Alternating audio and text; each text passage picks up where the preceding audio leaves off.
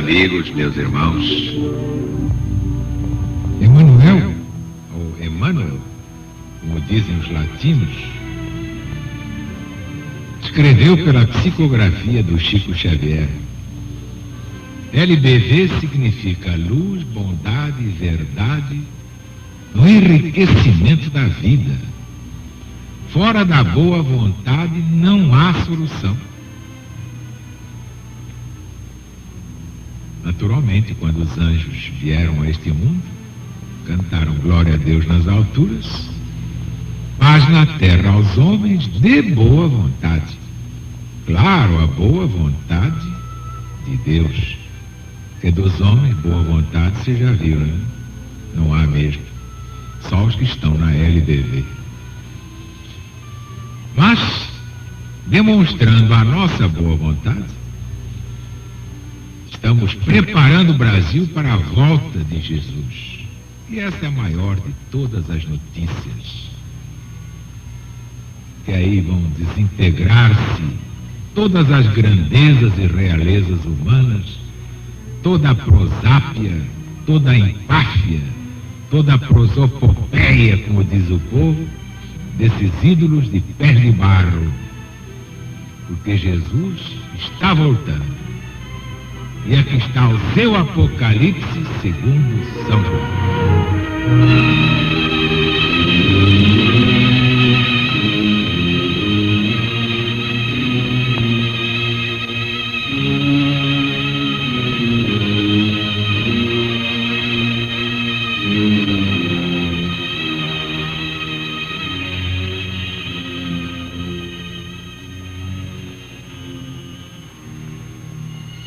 Depois disto, vi uma grande multidão que ninguém podia contar, de todas as tribos e nações,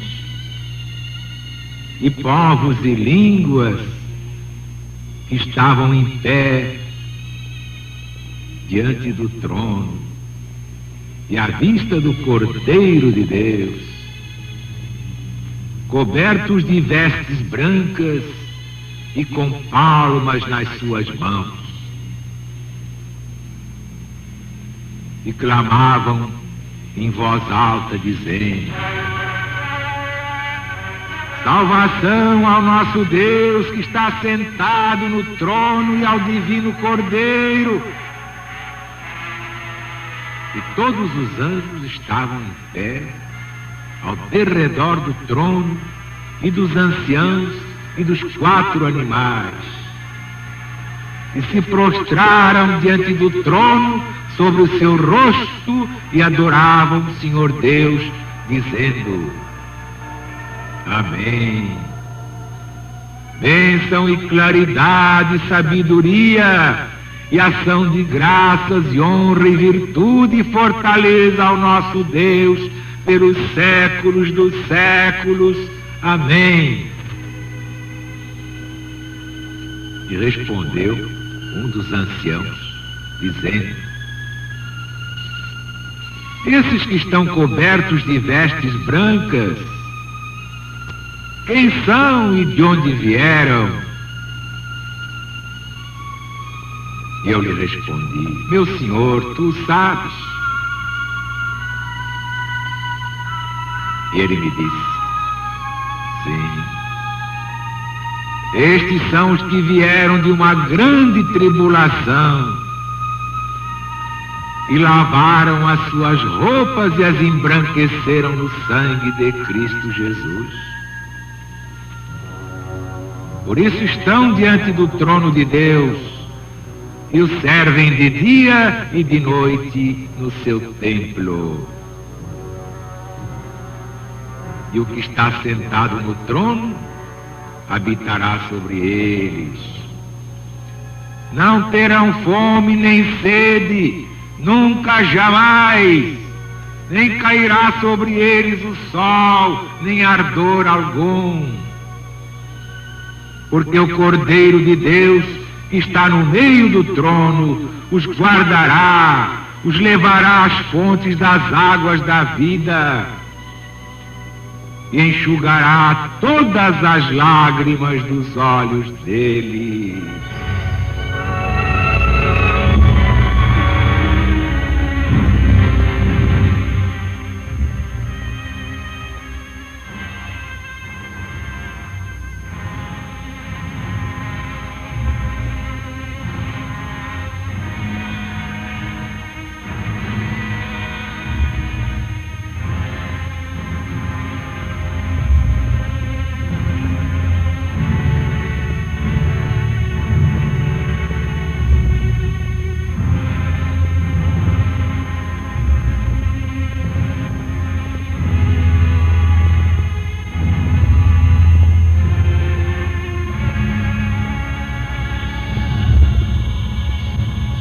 Vimos ontem os 144 mil que foram assinalados de todas as tribos dos filhos de Israel.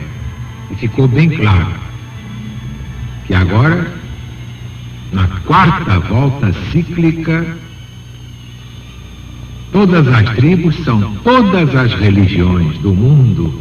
Israel não é uma nação de um povo exclusivo ou exclusivista.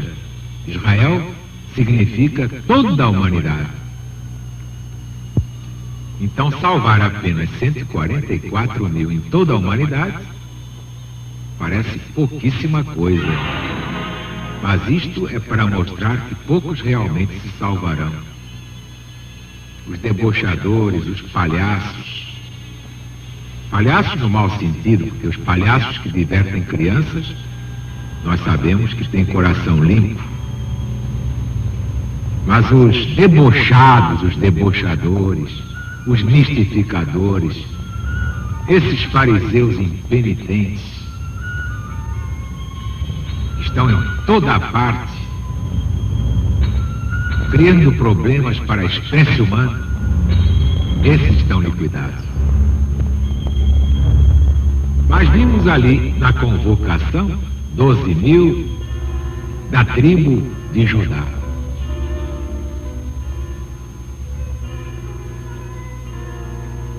O assinalamento começa, portanto, pela tribo de Judá. Por quê? Exatamente por ser aquela que, segundo os conselhos de Deus, tinha dado nome a todas as demais. E as tinha escolhido carinhosamente, pelo merecimento. Aquela que tinha recebido as promessas especiais sobre o Cristo. Primeiro na boca de Jacó, na pessoa do próprio Judá. Basta ver o Gênesis de Moisés. Depois da boca do profeta Natã, já na pessoa do rei Davi, rei profeta. Está lá no livro dos Reis, Velho Testamento, da Bíblia Sagrada. E aquela, enfim, de onde tinha saído o Salvador, que por isso se chama o leão da tribo de Judá. Então esse leão da tribo de Judá é Jesus. E aqui há uma dúvida, e logo surge uma pergunta. Por que motivo foi omitida a tribo de Dan?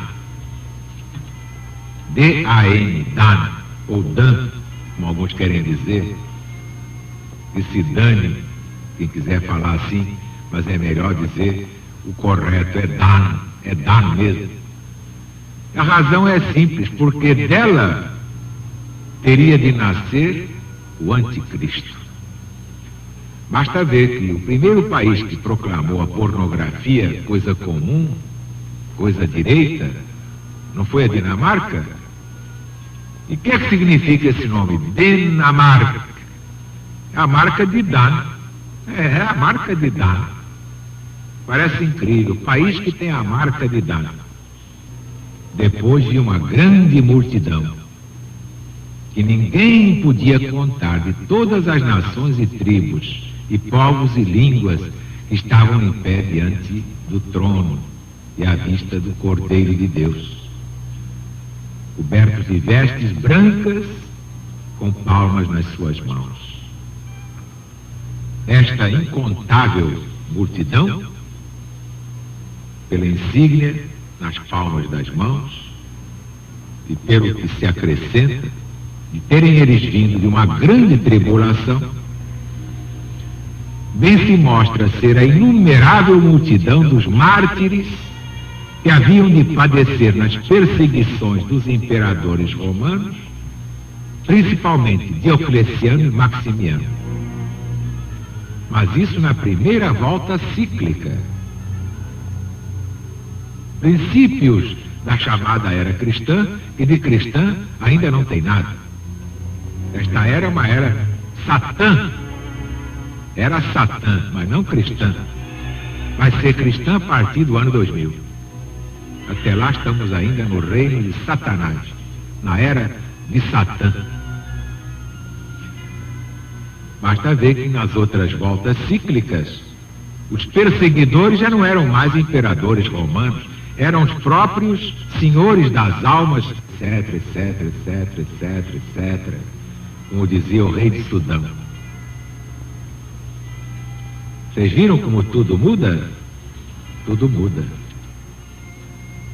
Interpretar o Apocalipse de uma só vez, numa determinada época, é pura estupidez. Em cada volta cíclica, os nomes são outros para as pessoas, para as nações e para os acontecimentos. Por isso falta mais um Armagedon.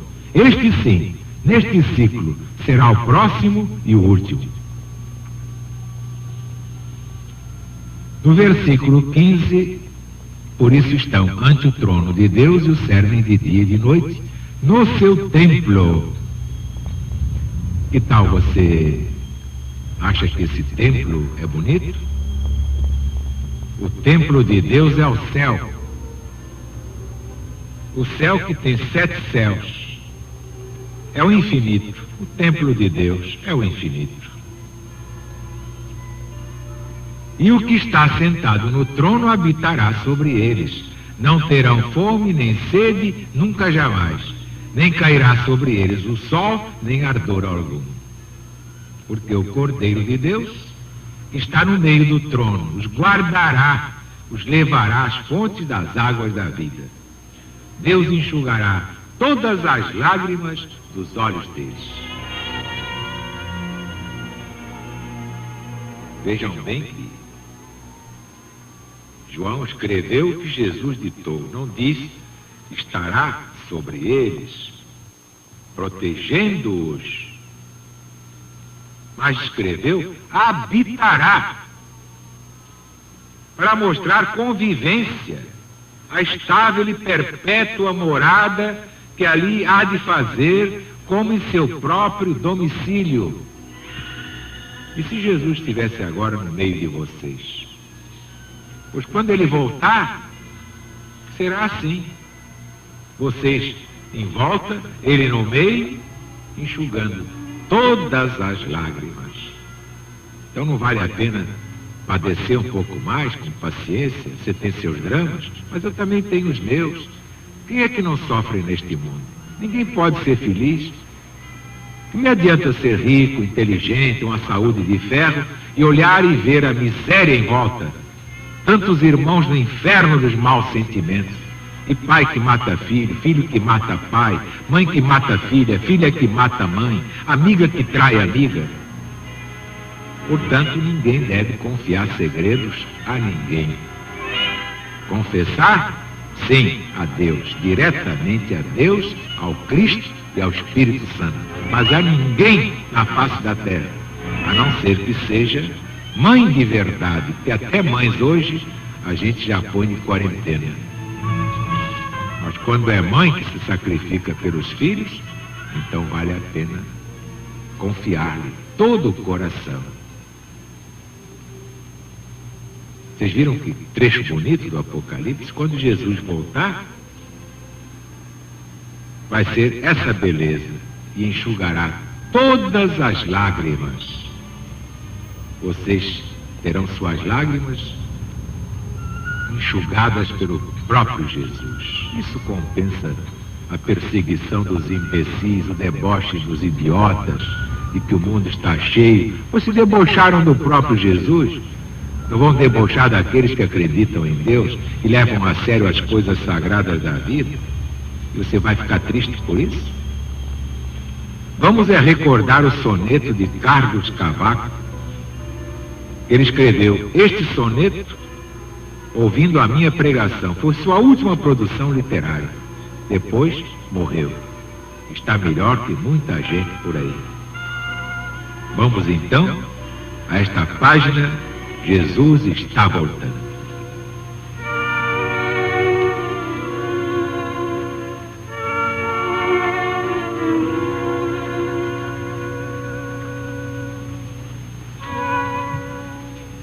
Jesus está voltando. É que essa luz que acorda as almas e desperta os ninhos, e amansa a fé, e alegra os passarinhos. Ela emana do corpo de Jesus. Jesus está voltando, mas sem cruz. Vem livremente andando nos caminhos e transformando em rosas os espinhos nessa estrada que a Deus todos conduz. Jesus está voltando e vem sorrindo. À sua volta os lírios vão se abrindo e os anjos cantam sob o céu de anil. E para que a luz mais brilhe e resplandeça, Jesus divino ostenta na cabeça a coroa de estrelas do Brasil.